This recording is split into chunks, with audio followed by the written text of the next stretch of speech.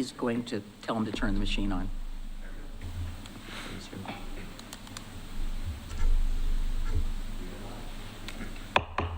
Good evening and welcome to the February 10th, 2025 special meeting of the Oregon City Commission. We are here this evening to do some interviews of potential planning commissioner candidates. And first of all, I'd like to just go down the line because not everybody knows everybody. So just go down and introduce yourself quickly. Mike Mitchell. Adam Marl. Scott Wilson. Rocky Smith. And I'm Denise McGriff. So I want to just do a little quick preamble. So the Planning Commission, please approach this as your volunteer job application and your volunteer job interview, because that's what this is. So we are interested in knowing what you know and how you can provide needed input about this particular position. And we will just go down the line and ask questions. And you can start out by, you can come on up and you can tell us a little bit about yourself, and then we will launch into the questions. And the questions are on the dais there, on the table. And there's also water in case you need it. And if you need to move the mic, make sure that the green light is on, not the red light. And welcome, and thank you very much for applying. Thank you. My name is Lane Elmer. I've lived here in Oregon City for 8 years now. I am a local real estate agent. I've been doing that for 10 years. And I thought that this would be a good way that I could be able to give back and be of value. Okay. I'm going to start out. So what relevant experiences, skills, and abilities have prepared you for being on the Planning Commission? I think real estate for certain. Being 10 years there, there's situations where I have to come up and find, what's the code mean for this? What can be done with this piece of property by the way that it's written? And if I don't know the answer, I at least can go and find it. And I think that's the most important thing. I also did 4 years active duty in the Marine Corps and 6 years in the Oregon National Guard. So but that, I think being in a position of leadership has helped a lot. And kind of understanding some of how government works. Definitely don't understand all of it. I've never applied for any position like this before, but I think one of my goals always is to work from a place of cooperation and being able to find win-win situations wherever I try to.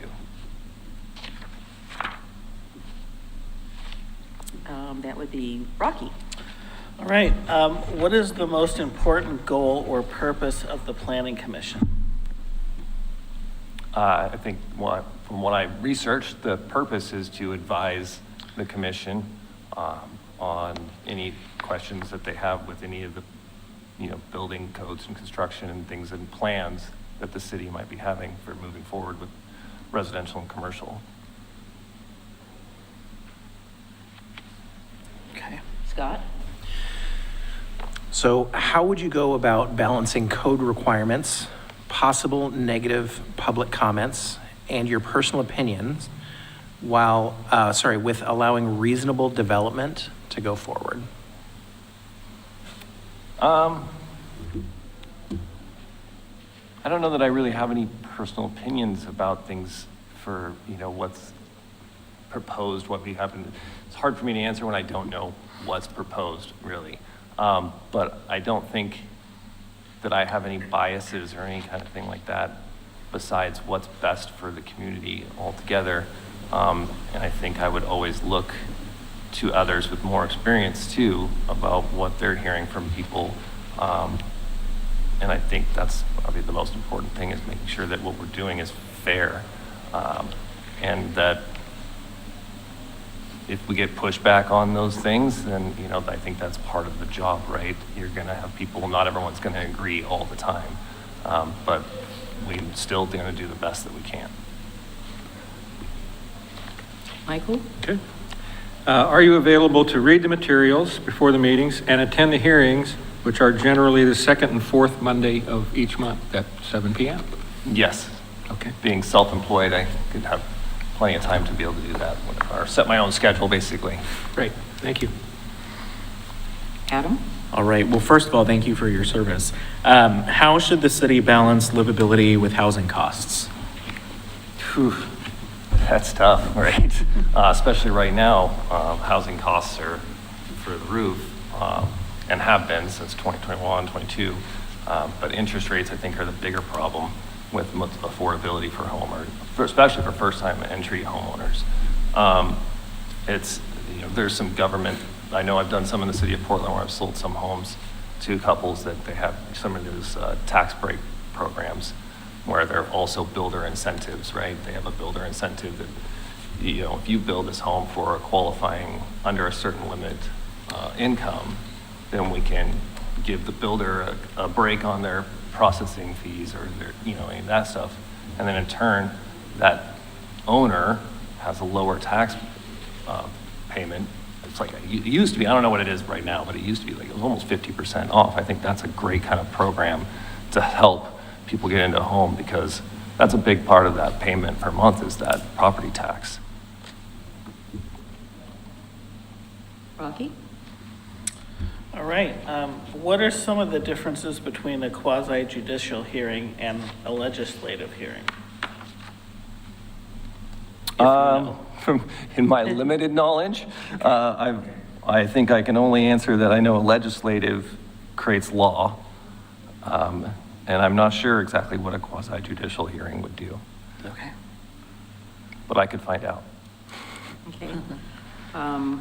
So just to backtrack on to my question on number one, so you're in real estate, but you didn't say what type of real estate. Oh, residential. Okay. So do you have any other questions for us? In this position,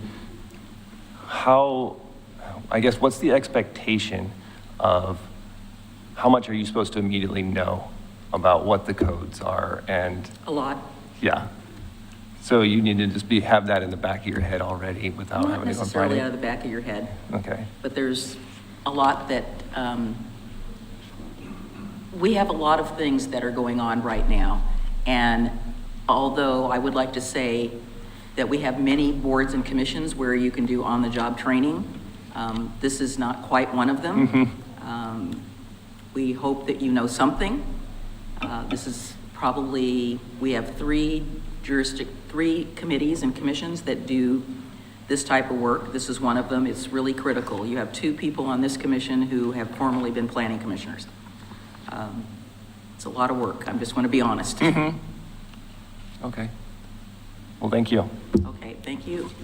Seth, would you go get Mr. Green, please? Would you get Robert Green? And then I owe you for that. Thank you.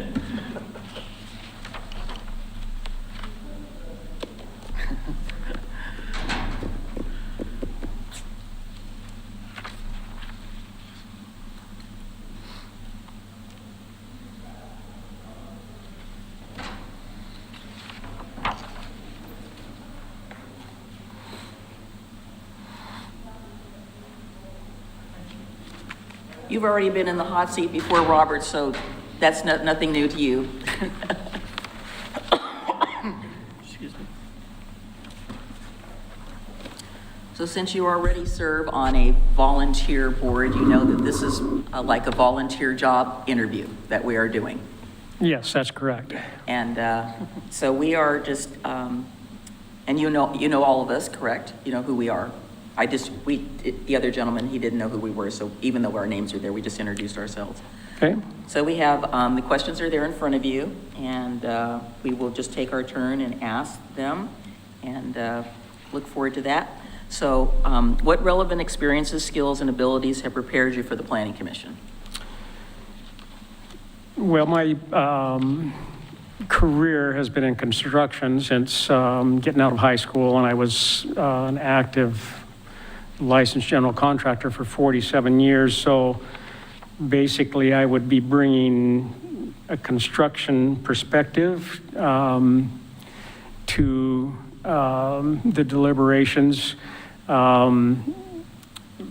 Those activities, of course, I had to operate within the planning and zoning requirements and so forth of the various municipalities where I worked. And so interacted on an occasional basis, with planning staff in different municipalities, getting permit approvals and so forth. So I would be bringing, you might say, that perspective to the deliberations. And as Mayor McGriff mentioned, I'm also on the Historic Review Board, so I have gleaned some insights onto procedures and so forth that would be involved in filling that role as well. Okay. What is the most important goal or purpose of the Planning Commission? I guess I see it in two basic categories. One being an advisory category to the City Commission regarding the best way to implement new development or planning, new planning strategies and so forth, within the constraints, obviously, of the comprehensive plan and state mandates and the City Commission's goals that they've laid out. The other function being essentially evaluating for approval specific development applications for compliance with the existing codes and ordinances and so forth. Thank you. How would you go about balancing code requirements, possible negative public comments, and your personal opinion with allowing reasonable development to go forward? I would say that it's a little different in the two functions that I see the Planning Commission having. In the function of approving or evaluating for approval specific applications, the relevant codes and ordinances and so forth are the criteria that need to be met. So personal opinions and public input, be it positive or negative, would take obviously a subordinate role to that. I mean, at the end of the day, the specific applications need to be approved or denied based on clearly meeting the requirements, and so that would be the evaluation process of the Planning Commission. In the case of advisory capacity, I would say that personal opinion would be a factor. There's several commissioners that all have different expertise and experience, and I see that as the purpose, you might say, of a commission of several members, is of getting a variety of viewing a topic or a situation through a variety of lenses, I guess, and also public input in that case, I think, should be sought and certainly considered.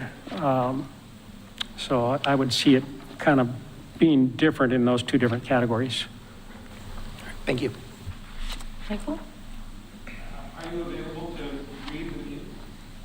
Are you available to read the materials before the meetings and attend the hearings, which are generally second and fourth Mondays of each month at 7 p.m.?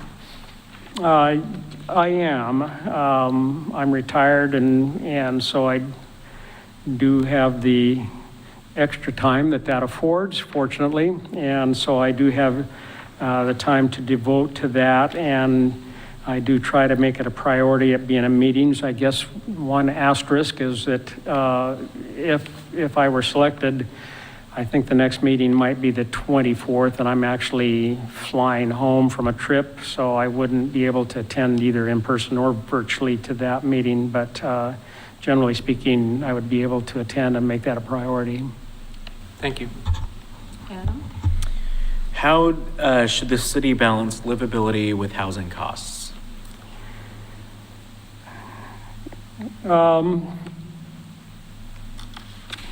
There's several pieces. Affordability obviously is a very big current topic, and two significant pieces I think that are commonly identified are regulatory burden and fees, which are the areas that you might say the municipality can operate in. Time is money. We hear that expression, and I think that applies both in the public and the private sector. So to the extent that there was a goal or an effort to achieve streamlining of processes, simplifying of processes, I think I would see that as potentially a win-win. It should render cost savings for staff time on the public side, and of course, on the private side, moving through with as minimal of obstructions as possible is a cost saving on that side too. Obviously, needed protections can't be set aside, but I would see that as maybe the most attractive goal to strive for. Specifically,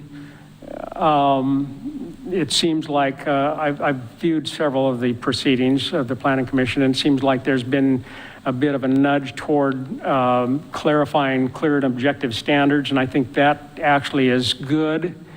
Because most applicants will be business people, and business people like predictability. And as predictability starts to vanish, competition starts to vanish, and margins start to balloon. And so I think a real ideal specific goal would be trying to achieve predictability in the processes for the sake of the business applicants.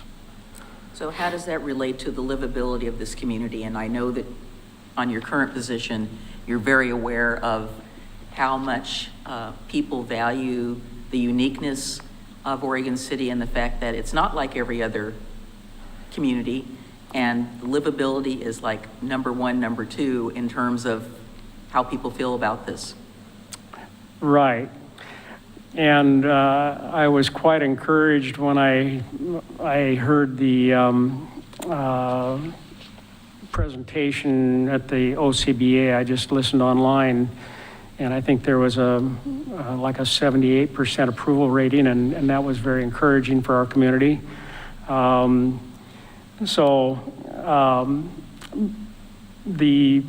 The predictability, I think that's important for businesses. I guess I differentiate, if I, just as means of clarification, I see the value in clarifying clear and objective standards in the planning process, but the other hat with historic preservation, I think discretionary evaluations are very crucial, because in that case you're looking at context on various applications, which removes predictability. But I think in the planning processes for development and land use planning and so forth, clear and objective standards is a good approach. We're moving on to Rocky. All right, what are some differences between quasi-judicial hearings and legislative hearings? The legislative processes would be those advisory processes where either codes and ordinances are being reviewed for updating or clarification.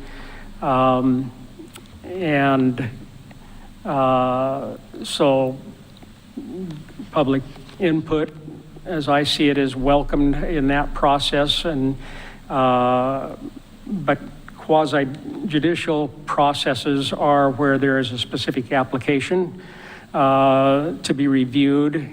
And in that case, there again, the specific codes and ordinances that are in effect at that time, it simply has to be reviewed against those codes and ordinances.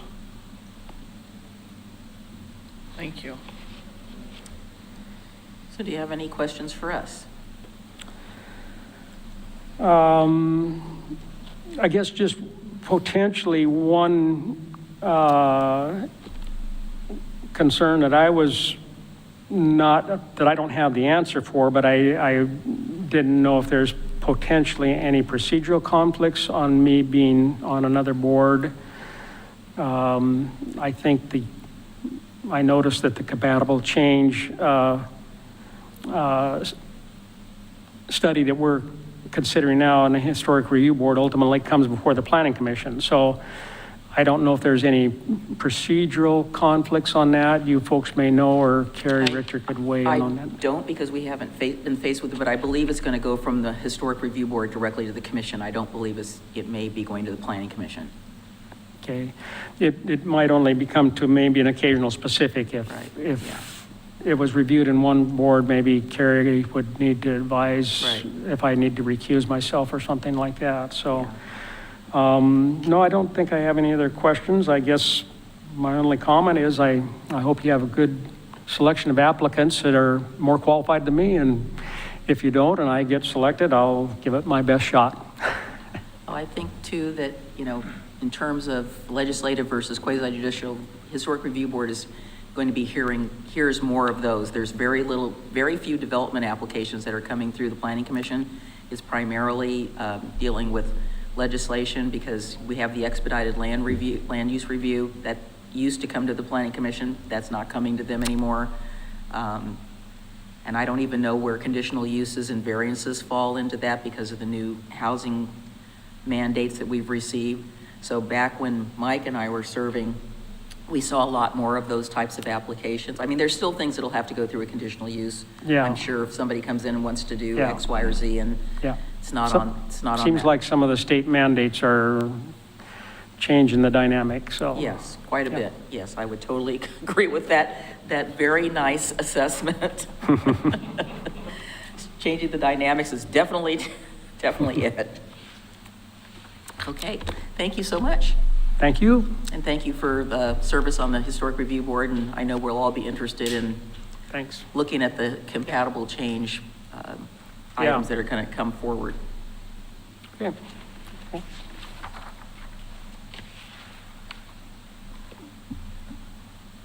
Anytime you're ready.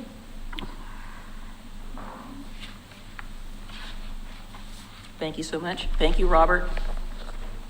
Thank you. Hello, good evening. Good evening. Good to see everyone. So you can start out, if you want to, I was going to say, have you met Scott? But I don't. I have. We have yes. met, yeah. I've had that pleasure. He's the only new person. So if you want to just do a quick What would you like me to tell you? intro, we had Robert do one and we had Lane do one, so. Fantastic. So I'm Victoria Meinig. I am the current Economic Development Officer for the Business Resource Center of South Clackamas County. I'm also currently the board chair for the Downtown Oregon City Association. I currently live in Oregon City in the Park Place neighborhood. Okay. So what relevant experiences, skills, and abilities have prepared you for the Planning Commission? Kind of like, why did you apply? Well, most recently, I became a certified in Oregon, an economic developer. And in that 2-year training, I've been able to do a lot of research and studying in land use planning processes, real estate cycles, brownfield information, making sure that there's lots of site-ready land to be developed in cities and in rural areas and so forth. So that's kind of been what I've been focusing on. Most recently, I had the privilege to sit on the courthouse committee, again, learning more about the development and the planning going forward for our city, what that could look like. So again, that has piqued my interest in all of that. I have a background in as a chamber director, doing again a lot of problem solving, a lot of project management, a lot of strategic thinking in regards to looking forward, in regards to moving processes and things forward. So I've also sat on many boards. I have about a 20+ year background in nonprofit administration. I'm used to working with boards, same set up like a commission. So I'm used to that as well. So. Rocky? Right. What is the most important goal or purpose of the Planning Commission? The goal is to advise the commission in regards to land use development, the planning code that you have already set forth, and just any recommendations in regards to planning issues that may come forth. Okay, thank you. How would you go about balancing code requirements, possible negative comments, and your personal opinion with allowing reasonable development to go forward? I have a little bit of a background in that. As the former chamber CEO, you will get a lot of negative comments on when you state your case for certain things. So basically what you want to be able to do is take those negative comments and assess them against the code requirements that you have, so that you can see where are you applying those codes correctly? Is there some misunderstanding? Again, the code is the code, and so you have to go with that. So no matter what the comment is, you can address the situation to better educate someone so they have a better understanding of why the decisions are made like that. I'm a firm believer that, you're not going to be able to make everybody happy, but hopefully you can help everybody understand the rules and the regulations a little bit better. In regards to personal opinion, of course, your personal opinion has to be set aside because it's really the importance of what's best for the city and the community. And again, it has to stay to the city codes and rules, so the planning rules.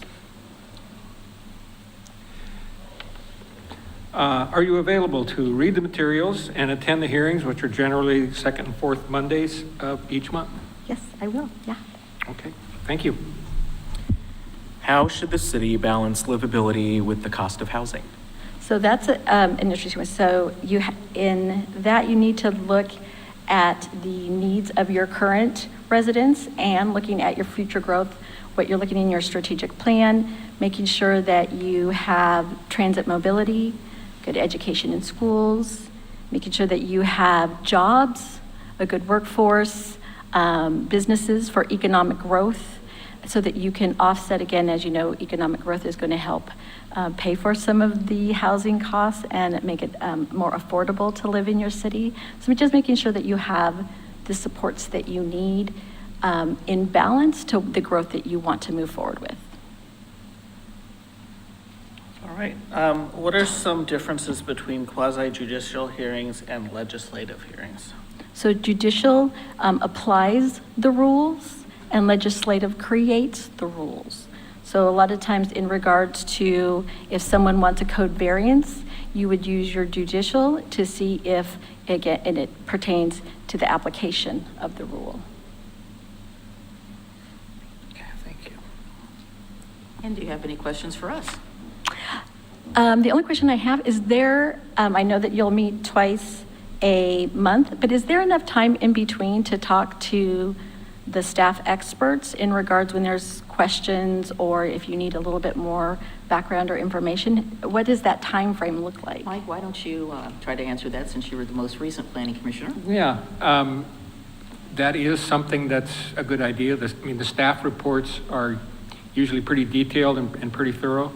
But you are allowed as a planning commissioner to speak to staff if you have questions or concerns, and I always found that they made time for that. I wouldn't say that that took a lot of time Okay. for me to do that. It only came up a couple of times. I think there were some occasions, especially with, well, the largest development that we tackled during the time that I was on the planning commission. And that one went back and forth over several hearings. But as a general rule, between what's in the staff report and asking questions the night of the hearing, that usually suffices. So you have a couple days in there to make Oh, sure. yeah, yeah. Okay. Oh, you get the material at least a week ahead of time. Perfect. Yeah.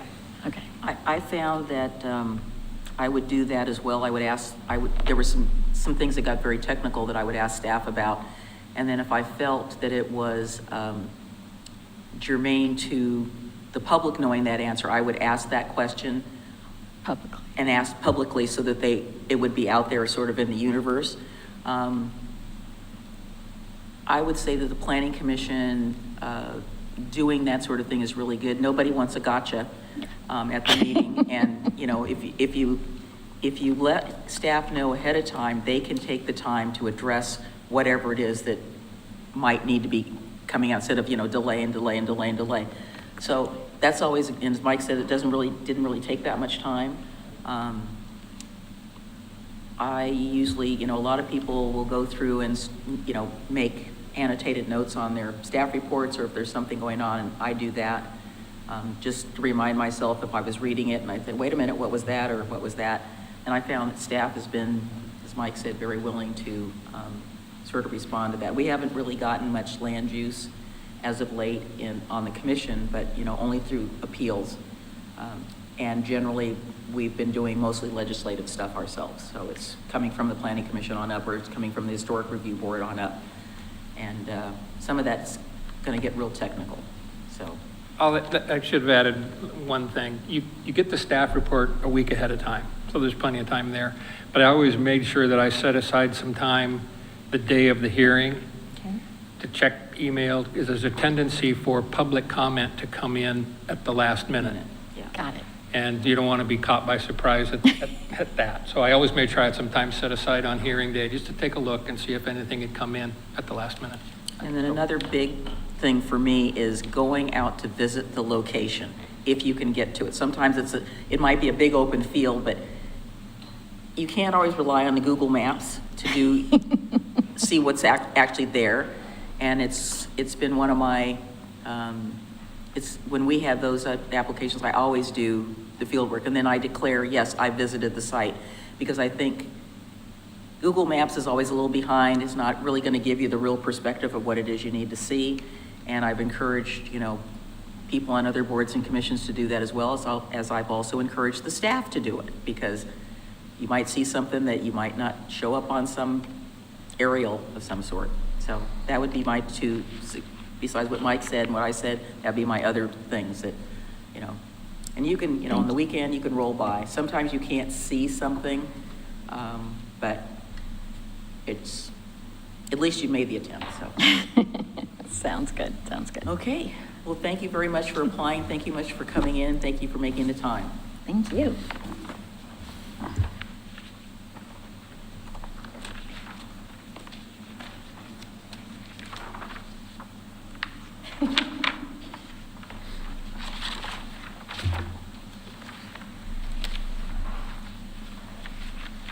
So if you filled out anything on these, that's what they're for. We will have to turn those, sorry, can't even talk tonight. We will need to turn those into Evan. Do we have any general comments? Go ahead, Adam. So we won't be able to make any motions tonight, or is that, or will we? I believe that we can, but I am not certain. Okay, so then I would say we I should wait. wait, just in let's not then. case. Sleep on it. Okay, so with that being said, I'll just open with what I'm leaning toward right now, which is I was really impressed with Victoria. I think that we all know that she has a history with Oregon City, but what I really appreciate about her is that she comes to this position with a different perspective than what is usually represented, whether it's a realtor or a general contractor or a developer. I appreciate that she comes to this from the perspective of economic development. And just thinking back to this last weekend that we just had, where all of us brought up the importance of economic development for these next 2 years, I really think that she would provide valuable insight with her background as it relates to those goals. And I think people often forget, for understandable reasons and all the things we've had to deal with, that Planning Commission is more than just housing related stuff. It is looking at those incentives for job growth here in Oregon City. And so she would be my first choice. Michael?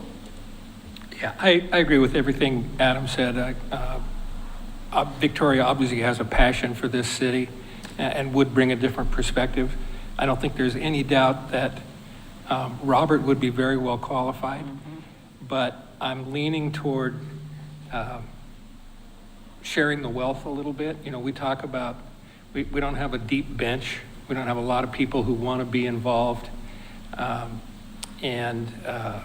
You know, he is already on the HRB, and I think I would prefer to give somebody else an opportunity to be on the Planning Commission, just to hear a different voice. Yeah. Rocky?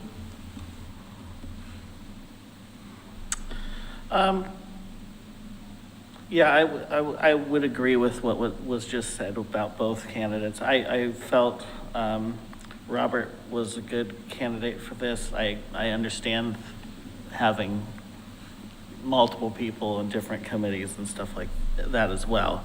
I just tend to lean towards citizens. Victoria, I don't know if she lives in Oregon City or not. I know Yes, she's she been does. connected She with said Oregon that. City a long time, but leans towards the development side. I prefer to lean the other way with committees on planning. Scott? Commissioner Mitchell, you said really what I was thinking is this idea of, you know, getting more citizens involved and allowing space. And I think that both Victoria and Mr. Green are very, very well qualified, I think, for the position based on their interview and experience. And I like Victoria's perspective. I think it's a little bit different. I think that'd be good. Well, let me just start at the beginning. So we have had a lot of people apply for things. And I think that they have been just checking the boxes. Yes. And what I get concerned about is that I am so supportive of people wanting to get involved, but I'm also cognizant of the fact that if you come and interview for a position, you should know something about what it is that you are going to be applying for. And that has not been the depth of the interviews that I have done over the last 3 months. I am excited that people are excited about getting involved. But as I said at the beginning, it's like a job interview, and you want to know what it is you're applying for. And so what I've been trying to do is, when I've come across somebody who I think's got potential, trying to recommend to them after they've interviewed, if they don't get selected, to try this or try this, try going on this board, because this will give you some grounding, or, you know. And I appreciate everyone who said, oh, I just want to get involved. But it's more than that. And I think people don't recognize the depth of the work that our boards and advisory commissions do, all the way from the library board to the arts commission. So, you know, there's work. It's not just coming and keeping a chair warm. So I think with, you know, Mr. Elmer, I would want to meet with, I'd like to talk to him later about getting him involved in something maybe less, stressful is not the word I want, but less vigorous, so he can build some of that. I remembered when we interviewed Robert Green for the HRB. He brings the perfect perspective from the building trades, and we've always had somebody from either architecture or building or landscape on that board that brings that perspective, and I feel that that is really needed on that board. And he talked a lot about development and building and certainty, and that's not kind of what the Planning Commission does. It's a little more high level, more policy, as he said, advising the city commission. So we're not so much looking at the nuts and bolts of a building. We're looking at the bigger picture of how we get to that building, and his expertise is absolutely critical for the Historic Review Board. And just in my head, you know, because I'm not sure you all remember who is actually on the Planning Commission, we have some folks that are some basic citizens who've come up through the citizen involvement process in Oregon City that sit on that. I'm thinking, you know, Dirk and Bob and Greg. We have, who am I missing here? So we have Carla, we had Daphne, whose term was up, and she had the perspective of being on the city commission, knowing kind of what was involved in the work, having gone through some of the early development proposals we had in the comp plan update from before, so she had that background, and she's chosen not to reapply. So we've got a good mix, and I would also concur with all of you in supporting Victoria, besides the fact that I think we need another woman on the commission. She would fill that slot very nicely, but again, I think that she has an understanding of the high-level work that needs to be done at the Planning Commission level and would not shirk at having to do a lot of reading. I had an opportunity to talk, I didn't know she was going to apply, but we had talked when she was going through this economic development training that she's done before she got involved in it, and she was kind of telling me what some of the components were, and I said, wow, sounds pretty comprehensive. So I think we are have a consensus that we want to appoint Victoria Meinig to fill the full term that is being vacated by Daphne Weston. I want to thank Daphne for her service to the Planning Commission. And since we don't have the officials here, I think, so how did we advertise for this meeting? Did we say that it was? The public posting for the meeting was done yesterday, Okay. which is why I'm slightly hesitant Right, so- to have the vote happen Yeah. today. It's It was listed as a posted in special time. meeting. Right, yes, so this is a for special meeting. a Yeah, meeting so I to think we need actually to wait to a occur. regular yeah, meeting. let's, Technically, we so we are had- within our legal rights Yes. to have the motion. It is at your discretion. Yeah, so I think basically, without making a motion, we have a consensus that that is what we want to do. And if we have to verify that at a future meeting, we can't really do it tomorrow because it's a work session. Yes, so Wednesday of next week would be the first Right. opportunity for a motion to that Right. effect to be made. And a vote, motion and vote will be necessary for an appointment Right. to this committee. Okay, all right? Can- Yes, sir. I don't have an answer, and I don't know if it's even a problem. But I just, with what you just said about people checking the boxes, I'm wondering, are we doing a good enough job of explaining what's involved in each of these committees, especially HRB and planning, that really When we are, a little bit- I advertise just, if we Well- keep having people, and their big answer is, I want to be involved, that's great, but maybe we're not giving them enough information about really what those groups do, how often they meet, how much time's involved. That is all on our website. I know, but Yeah, is it you- enough? Well, what I have suggested to Jacob is that I wanted to give him a couple of sentences that we can put in when we do the posting for the various groups. I guess my expectation is if you are applying for something, you're going to do some homework, but I'm seeing that has not been the case. Having gone through one recent interview where the person, not unlike one here, asked me what the committee that they were applying for did. And I did not answer because I felt that it was important for them to do that. So I think what we could do is say something in future postings. So like, for instance, let's say it's the Arts Commission. The Arts Commission, you know, we have the little blurb on our website. We put that in there and say, for further information, please look at whatever, you know, whatever we want to get them to. I guess maybe in my naivety, I just assume that somebody is going to figure it out, figure that they have to look. But again, like I said, I'm being naive about it because it's a job interview to me. I would have assumed that too, but Yeah. we're here on our second night Yeah. for this because nobody the first night knew what they had applied for. And and like I said, I think they, went through and said, oh, how many of these can I apply for? And they just, Yeah. and that's great, but be selective. But anyhow, yeah, so I've been talking to him about that. So that I think we're going to have some changes. We don't have anything coming up immediately that hasn't been filled yet. There's one or two, I have to do some interviews for Metro Enhancement and Urban Renewal Budget Committee. Other than that, everything else we're pretty much done. So anyhow, all right. Being no further business, I will adjourn our special meeting.